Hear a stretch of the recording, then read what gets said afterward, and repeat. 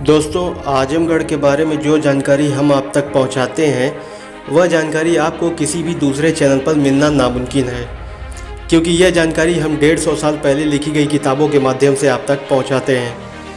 इन किताबों को उस ज़माने के अंग्रेज़ इतिहासकारों द्वारा लिखा गया था।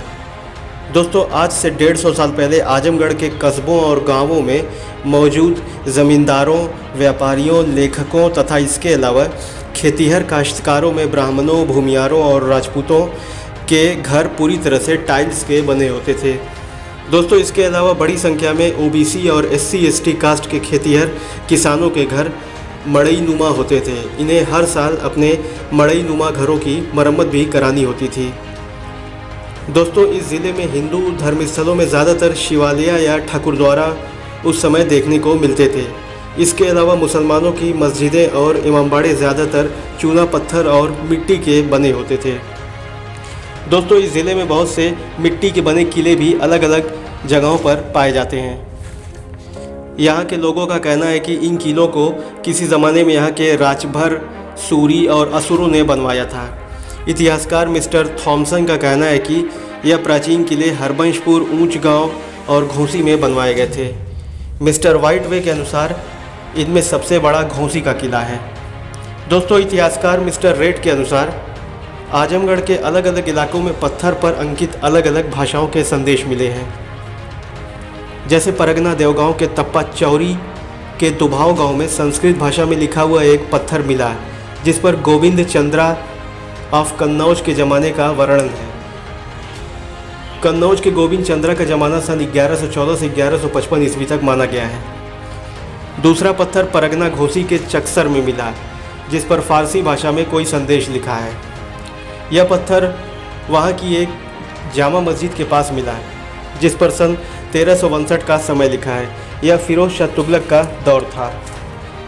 दोस्तों, इसी तरह परगना मोहम्मदाबाद के तप्पा नसरुल्लाहपुर के कोपा में एक हिंदू मंदिर के द्वार के पास हिंदी भाषा में लिखा हुआ एक पत्थर मिला है, जो कि सन 1472 ईस्वी के दौर का है।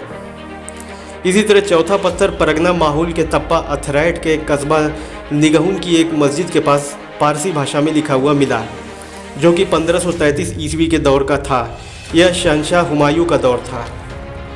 इसी तरह से आजमगढ़ शहर के एक खेत में सन 1553 ईस्वी के ज़माने का संस्कृत भाषा में लिखा हुआ एक पत्थर प्राप्त हुआ। यह सलीम शाह सुर का दौर था। इसी तरह से निजामाबाद में भी फारसी भाषा में लिखा हुआ एक पत्थर का स्लेब, जिस पर 1561 ईस्वी का समय अंकित था, वह भी मिला।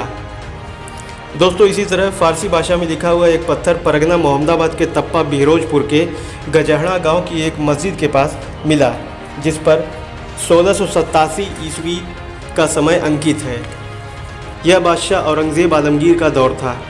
दोस्तों, गजहड़ा की मस्जिद के पास मिले फारसी शिलापट के इतिहास के बारे में आसपास के इलाकों में मौजूद कोई भी शख्स नहीं जानता, लेकिन गजहड़ा में मौजूद कुछ मुसलमान परिवारों का मानना है कि गजहड़ा की मस्जिद इन्हीं के पूर्वजों द्वारा बनवाई गई थी। लिहाजा वे लोग इस पत्थर को अपने पूर्वजों से जोड़कर देखते हैं।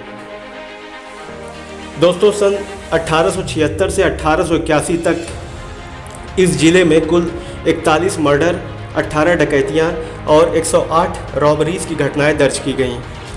उस समय इस जनपद में केवल एक जेल और 27 पुलिस स्टेशन हुआ करते थे। सन 1850 में जेल में बंद कुल कैदियों की संख्या 901 थी। सन 1860 में यह घटकर 229 हो गई। 1870 में कुल कैदियों की संख्या 349 हो गई और सन 1881 में कुल कैदियों की संख्या 295 रही। दोस्तों, बताने के लिए तो अभी बहुत कुछ इतिहास बचा है, जिसका वर्णन हम अपने अगले भाग में करेंगे।